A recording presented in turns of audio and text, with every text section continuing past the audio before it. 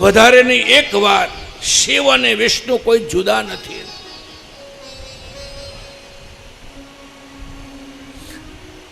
શિવરાત્રિનો દિવસ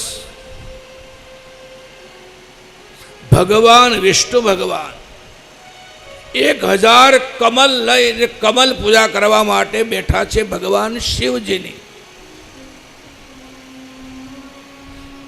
જેવી રીતે વિષ્ણુ ભગવાનને તુલસી પ્રિય છે ને, ગણપતિ બાપાને દુર્વા પ્રિય છે, એમ શંકર ભગવાનને 2 વસ્તુ પ્રિય, એક બિલીપત્ર અને બીજું કમળનું પુષ્પ. ભગવાન બિલ્લીથી રાજી થાય અને ભગવાન કમલના ફૂલથી રાજી થાય. શંકર ભગવાન જેવી રીતે સત્યના ભગવાનની પૂજામાં 1000 તુલસી પત્ર ચડાવીએ, એવી જ રીતે ભગવાન શિવ સહસ્ત્ર દ્વારા શિવરાત્રિના દિવસે યા તો બિલીપત્ર ચડાવીએ યા તો ભગવાનને કમલનું પુષ્પ ચડાવીએ, ભગવાન શિવ પ્રસન્ન થાય.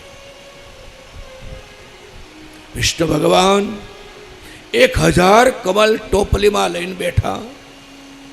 ઓમ નમઃ શિવાય, ઓમ નમઃ શિવાય, ઓમ નમઃ શિવાય.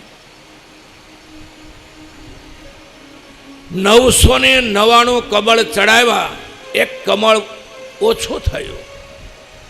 ટોપલીમાં કમળ પૂરા થઈ ગયા. માળાની ગણતરીની સાથે શિવ પૂજા અને એ કમલ પૂજા થતી હતી. 999 નામ થયા ભગવાનના. ટોપલીમાં કમળ પૂરા થઈ ગયા. વિષ્ણુ ભગવાનની ચિંતા વધી, અબ ક્યાં કિયા જાય? એક કમળ ઓછો પડ્યો, હવે જો કમળ ઓછો રહે તો મારી પૂજા અધૂરી રહી ગણાય.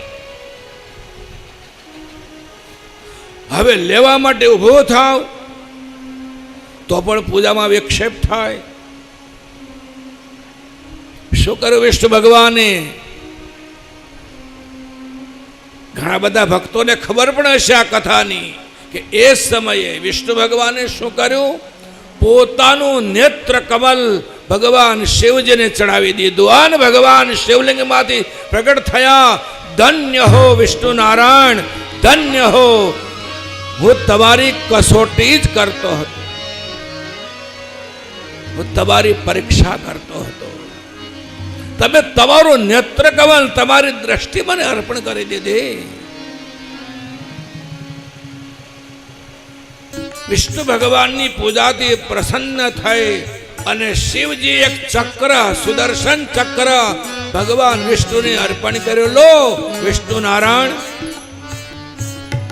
આ ત્રૈલોકની રક્ષા માટે આ ચક્ર તમને આપું છું, સદૈવ તમારી સાથે રાખજો. મેરે ભાઈ બહેન, આ વાતમાંથી મારે તમારે શિક્ષા એ લેવાની છે, જ્ઞાન એ લેવાનું છે.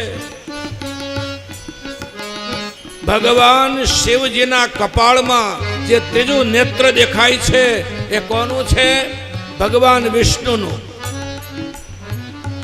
અને વિષ્ણુ ભગવાનના હાથમાં જે સુદર્શન ચક્ર દેખાય છે એ કોનું છે? ભગવાન શિવનું. શિવ અને વિષ્ણુને આપસમાં કોઈ જ તકલીફ નથી.